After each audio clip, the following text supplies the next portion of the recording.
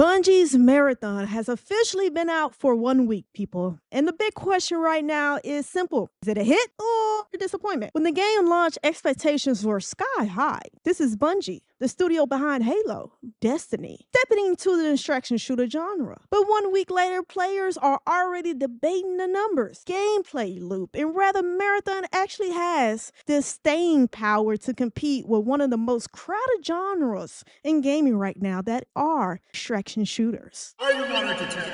So here's where things stand after 1 week since launch. Marathon launched with strong interest and a lot of curiosity from players. But the real test for any live service shooter is what happens after launch. Hype fades. Are players sticking around or moving on to the next big game or going back to Arc Raiders? Early impressions have been mixed. Some players love the gunplay and Bungie's signature feel, while others are questioning the progression and long-term replay value. And that raises a bigger question. Can Marathon build a loyal player base? Or is the distraction shooter market already too crowded? AKA Arc Raiders is sucking the life out of it. All right, so I am going to go over some numbers. At launch, it peaked around 86,000 to 88,000 concurrent players on Steam. Pause. Steam is the only one that releases numbers. We can't know the numbers of the console. No, not consoles. PlayStation. Because PlayStation doesn't release those numbers. I just want to make a caveat because all these people be like, but that's just on Steam. Console players, are a lot of players. Yes, they are, but yeah, they just don't report the numbers, so we'll never know.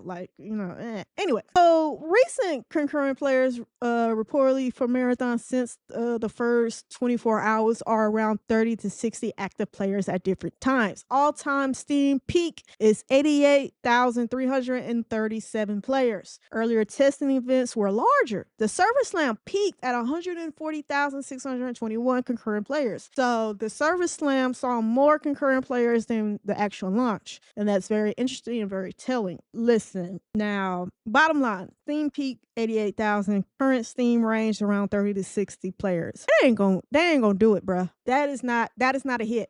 In my eyes. And I saw a meme where it was like Marathon is only staying relevant after its launch because of journalists. That's kind of yeah, I think PlayStation and Sony is paying a lot in marketing. I thought they was planting seeds talking about, oh, can Marathon outdo Arc Raiders? Oh, Arc Raiders saw a 30% dip. Could that be because people are about to leave it for Marathon? I thought they was planting bullshit ass articles back then. So yeah, it's not surprising that the journalists are really keeping Marathon in the news feed of whatever you are, whether that's YouTube, whatever feed you're on, IG, whatever. Listen, we all know the fire that Sony is putting on the asses that is Bungie right now. I think they're threatening Bungie like, hey, if this is not a hit and does not generate good money, we are going to start dictating what you do in the future. I believe that's pretty much what's going on and why they've been putting so much pressure. And like we said, Marathon was first shown off like a year or so ago with a demo, and it was so disastrous they had to put it back in the oven. Mind you, we did the Service Land, we played it. It felt like some stuff still needed to be baked. So I did a little looking because I was just curious. I haven't played Destiny 2 in years. So I was just like, what is the player count for Destiny 2 right now? I did not know. Destiny 2 still does numbers because pretty much when it first came out, it was such an empty shell that I got bored of it and I was like, I'm over this shit. And I never went back. Like I said, once I leave a game, I leave it. I don't go back normally. Destiny 2 concurrent players on Steam for this Lightfall expansion launch that was, 2023, but that shit had 316,000 concurrent players. Even the final shape that was released in 2024 concurrent players was over 314,000. Like, that's blowing the doors off even Arc Raiders numbers on Steam. Now, I will say more recent launches, maybe because, people are getting a little fed up with the game now. It's been out for a fucking long time now that I think about it. The Edge of Faith expansion that was released in 2025 peaked around 100,000 concurrent players, but still, I think once you start looking like, hey, this was supposed to be their next big thing. So I think Sony was looking like, hey, you should at least do over 200K easy. 'Cause Destiny 2 did it for years, multiple years, 2019, 2020, 22, 24, all had well over 200,000 concurrent players. Listen, let me not put any disrespect on Destiny 2. I did not know it was that successful. God damn. Like, still, I didn't think it was relevant because I just never went back. Maybe, maybe that was a disservice for myself, but damn. So I don't think Sony or PlayStation, and even Bungie, thinks 88,000 concurrent players is going to cut it. When you ask, is Marathon a hit? And it can't even really stay on par with Arc Raiders that's been out since October. And you're the new kid on the block, you fresh meat, and you can't even beat your service lamb numbers. It's not looking too good for Bungie and Sony right now. Now, maybe you feel different. There are people that enjoy Marathon. I did give it praise and maybe not enough praise. The shooting is immaculate. It feels beautiful. And I don't like fucking first person shooters, but god damn it, that shit feels fucking amazing. I think Bungie needs to patent that and sell that shit to Call of Duty or Battlefield, because that shit feels a fucking amazing. Like, beautiful. 10 out of 10 chef's fucking kiss. But everything outside of that, the fucking UI, the fucking emptiness, the not really know what the fuck you're doing. Like, and then I had to later think about it. I was like, when I was playing Arc Raiders, I didn't really know what I was doing, but I knew how to fucking heal myself. I knew what buttons to fucking push. With Marathon, I don't know. Maybe I wasn't paying attention. Maybe my attention span is getting off as I get older, but bitch, I was clueless and I was lost for a lot. But, I'll let my cousin give his 2 cents. But at the end of the day, I think Bungie's in trouble. What do you think, Infamous? Yeah, Bungie is in trouble. It has been reported. It has been reported that if Marathon fails, Sony will fully absorb Bungie into the conglomerate of Sony Group. That's the word I was looking for. Because right now they have a kind of autonomy to operate how they so choose to. They kind of are outside little circle of PlayStation. But if Marathon fails, it's a wrap. Because from their disaster numbers with the last expansion, they're not meeting their projection goals and everything. They have slowly been piecemealing Bungie staff and putting them into key points where they needed them inside the rest of PlayStation. I'm not surprised about this whole thing with Marathon. Miss has been telling you all for the longest, people are really fed up with this live service shit. They just are. This is a live service game. The people have spoken when they showed this off earlier during alphas and betas and everything. People told them, hey, you should not make this $40. This should be free to play. Arc Raiders is $40. Okay, that's its own thing. That's an anomaly. 2 is $40. That's its own thing. Those are two totally different games. That's another anomaly.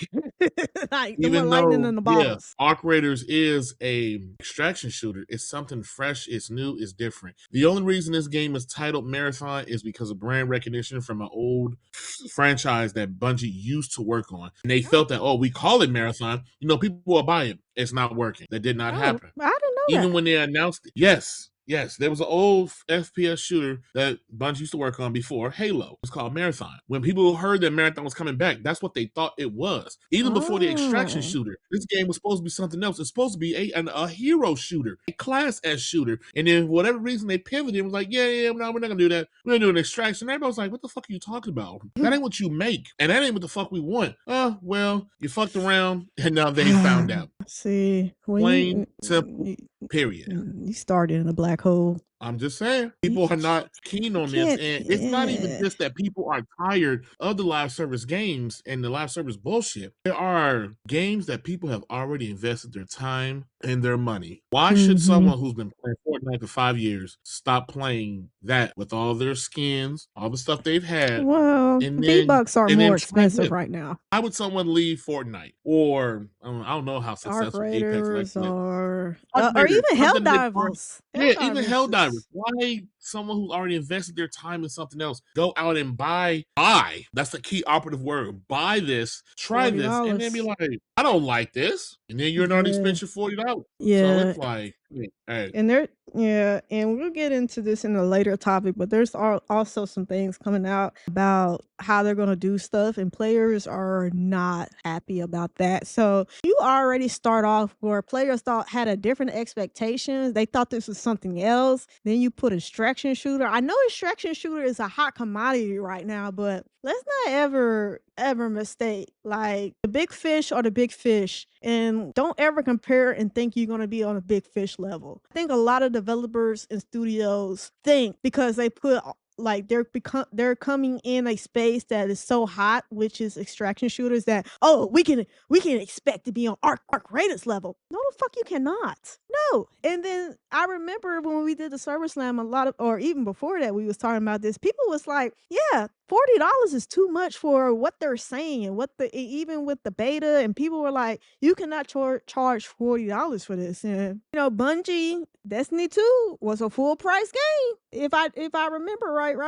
Yes, it Destiny was. 2, Destiny yes. 2 was a full price before they made it free to And play. and when I say that shit was not worth a full price game when it launched, it was so empty and generic and plain, and we didn't even get that many play hours out of it. So I remember playing it, and when I saw the fucking credits and shit, I was like, that was it. I don't think I bought it, so I really wasn't that mad at it at the time. But you cannot do that in 2026. Like, it's in point, Battlefield 6. Now it's having massive layoffs, and the studio is getting cut and all that. That was full price. Now this is $40, but you gotta come correct that $40. Like, look at Helldivers and Arc Raiders, what they're doing, how they're maintaining, and why they have the player count. Helldivers just had a 2-year peak, 2 years after launch. That is unheard of. No one is doing that. That is not the norm. So you cannot enter the space thinking, oh yeah, you're gonna be on their level. No, fuck, you're not. No, you're not. These studios are so delusional. Sometimes I be wanting to slap the back of the head of whoever be